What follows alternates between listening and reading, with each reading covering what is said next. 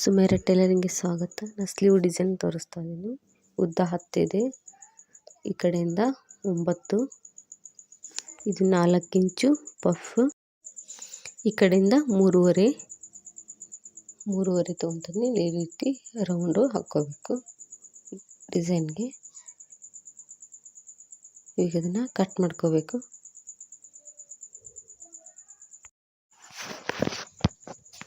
ನೀಟಾಗಿ ಮಾರ್ಕಿನ ಮೇಲೆ ಕಟ್ ಮಾಡ್ಕೋಬೇಕು. ಎರಡು ಪೀಸ್ ಇದ್ದವು, 2 ಸ್ಲೀವಿಂದು ಒಂದರಲ್ಲೇ ಕಟ್ ಮಾಡ್ಕೊಂಡಿದ್ದೀನಿ. ಇದು ಅಸ್ತರಿಗೆ ಕಡಿಮೆ ಆಯಿತು, ನಾನು ಬೇರೆ ಬಟ್ಟೆನ ಹಚ್ಕೊತಾ ಇದ್ದೀನಿ.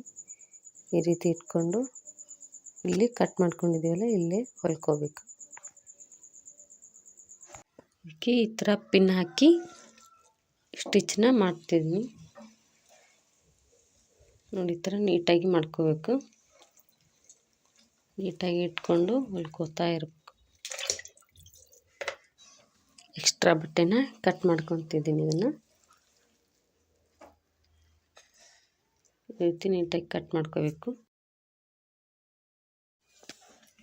ಕಟ್ ಮಾಡ್ಕೊಂಡು ನೀಟಾಗಿ ಅಲ್ಲಲ್ಲಿ ಕಟ್ ಹಾಕ್ಕೋಬೇಕು. ಇದನ್ನು ಕಟ್ ಹಾಕ್ಕೋಬೇಕು. ಈ ರೀತಿ ಕಟ್ ಹಾಕ್ಕೊಂಡು ಈ ಕಡೆ ಕೆಳಗಡೆಯಿಂದನೂ ಹೊಲ್ಕೋಬೇಕು. ಲೈಕ್, ಸಬ್ಸ್ಕ್ರೈಬ್ ಮಾಡಿ, ಹೀಗೆ ಕಮೆಂಟ್ ಮಾಡಿ, ಈ ವಿಡಿಯೋ ಕೊನೆವರೆಗೂ ನೋಡಿ. ಈ ರೀತಿ ಕೆಳಗಡೆಯಿಂದ ಹೊಲ್ಕೊಂಡು ಇದನ್ನು ಹೊಲಿಸ್ಕೋಬೇಕು. ಇವಾಗ ಈ ಥರ ನೀಟಾಗಿ ಮಾಡ್ಕೋಬೇಕು. ಹೊಲಿಸ್ಕೊಂಡು ಇದ್ರ ಮೇಲೆ ಮತ್ತೆ ಹೊಲ್ಕೋಬೇಕು.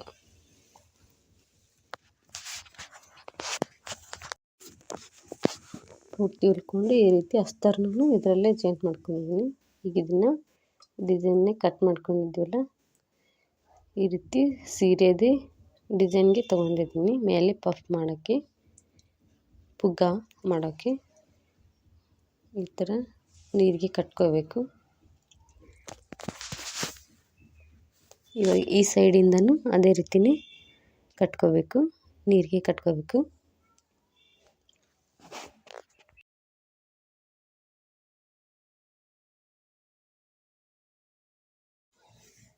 ನೀಟಾಗಿ 2 ಸೈಡಿಂದನೂ ಇದೇ ರೀತಿ ಕಟ್ಕೋಬೇಕು.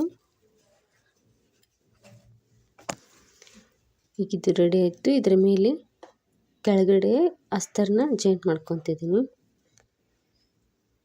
ಈ ರೀತಿ ಇಟ್ಕೊಂಡು ಅಸ್ತರನ ಜಾಯಿಂಟ್ ಮಾಡ್ಕೋಬೇಕು.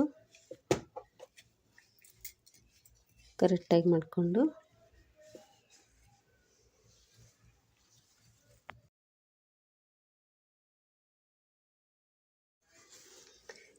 ಇದು ಪೂರ್ತಿಯಾಗಿ ಹೊಲ್ಕೊಂಡು ಈಗ ಇದನ್ನು ಬ್ಲೌಸ್ ರೆಡಿ ಮಾಡ್ಕೊಂಡಿರೋದು ಇದ್ರ ಮೇಲೆ ಇಟ್ಕೋಬೇಕು. ಇದ್ರ ಮೇಲೆ ಇಟ್ಕೊಂಡು ನೀಟಾಗಿ ಇಟ್ಕೊಂಡು ಇದಕ್ಕೆ ಹೊಲ್ಕೋಬೇಕು. ಕರೆಕ್ಟಾಗಿ ಇಟ್ಕೋಬೇಕು.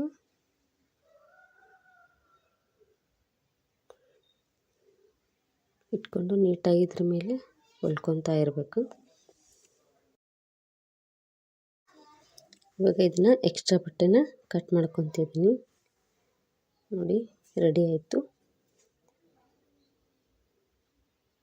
ಈ ಥರ ಕಾಣಿಸುತ್ತೆ ನೋಡಿ.